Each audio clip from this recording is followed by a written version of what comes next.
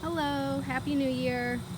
As part of the garden network that I'm trying to get started, I wanted to give a walkthrough of our garden here at the food bank on a monthly basis, just to show you guys what's working here, what isn't, what problems we're encountering, in hopes of maybe sharing some information, and you can share some information back with the group and we can kind of all learn from each other. It is January 1st, 2023, and as you all probably know, we had a deep freeze about a week ago. So I'm sure you all are kind of dealing with the same things that we're dealing here, which is a lot of things have died back. And I just wanted to walk through what I found here as I'm going through the garden and cleaning up and seeing what things survived, what things didn't. And I just thought I would share that with you all. So I'll go ahead and get started.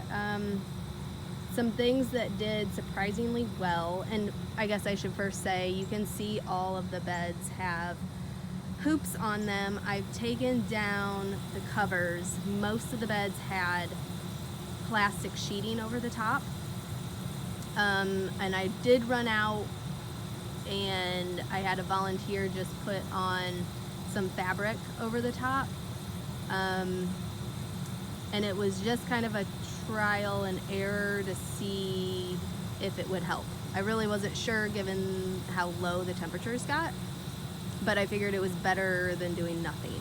So, and I actually think the plastic sheeting did help, because I have some beds with the same plants in them that were covered in plastic that seemed to do better than those that just had fabric over the top.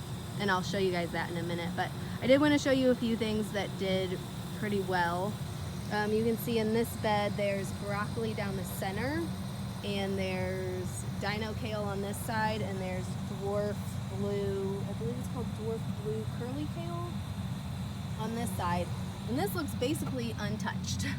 And I don't know if that's because of the position, if maybe the winds were blowing from this side, but even where it was touching the plastic, it shows basically zero signs of any damage. So I will definitely remember that for next winter and plant more of this and see if I have similar results. You can see the dino kale did okay. There's definitely frost damage on there, but I don't think it killed back any of the plants. The broccoli, some plants are kind of look okay, like they have little sprouts coming up.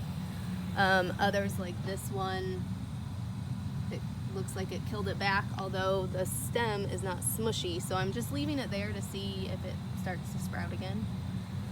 Figured it doesn't hurt. Spinach also did really well.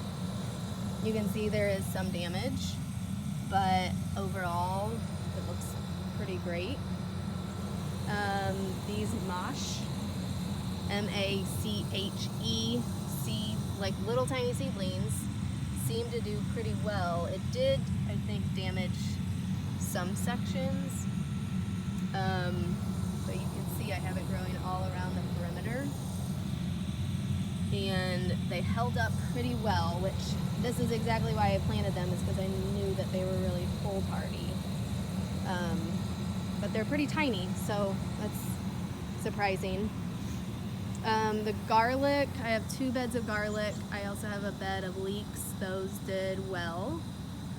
I have multiple different types of cabbage planted in this bed, and I also have it planted elsewhere, and I do think the Savoy cabbage did better than other types. All of them got some kind of damage. Some of them were completely killed back. It's just kind of all over the place. So, but I do think if I'm going to plant more cabbage next fall, I would maybe concentrate on the Savoy, because it just seems to have pulled through a bit better.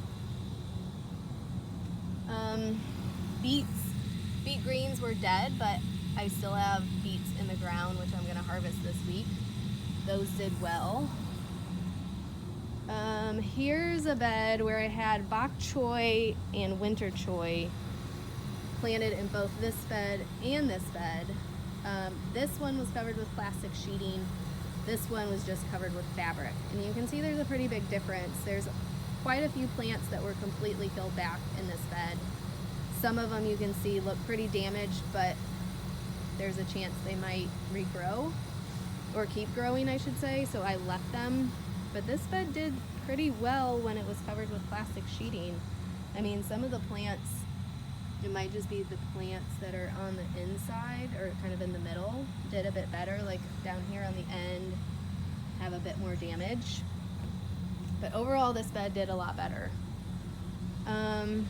This is carrots and radishes.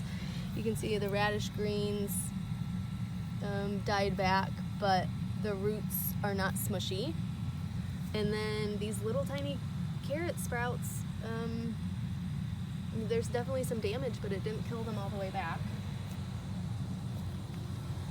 This is another bed that this bed had purple sprouting broccoli down the center, and it had plastic sheeting, and the plants did better than the purple sprouting broccoli in another bed I had. Also, the kohlrabi really did great. There's a little bit of damage, you know, on some of the outer leaves that were touching the sheeting, but I was really surprised how well those came through. I have one over here that was not covered at all, and there's obviously a good amount of leaf damage, but there's still some fresh growth coming from it, and the kohlrabi itself doesn't seem damaged. So something I think to keep in mind for next winter. Kohlrabi really holds up. Swiss chard actually did better than I thought. I thought Swiss chard, especially the bright lights type, was really susceptible to frost damage. But these seem to pull through okay, and I don't know if it was just because it's a little bit blocked from the weather back here. It could just be the location. This was covered with plastic sheeting too. But I don't think there were many plants that I had to just pull out from here. I just cut a lot back. I did cut a lot back from, I have this bed of mustard and I have one other bed, and pretty much everything was damaged, but it didn't seem like the stems were smushy. So I'm leaving them in to see if they'll grow back. So that is most of what we have growing here in the garden, or not growing anymore.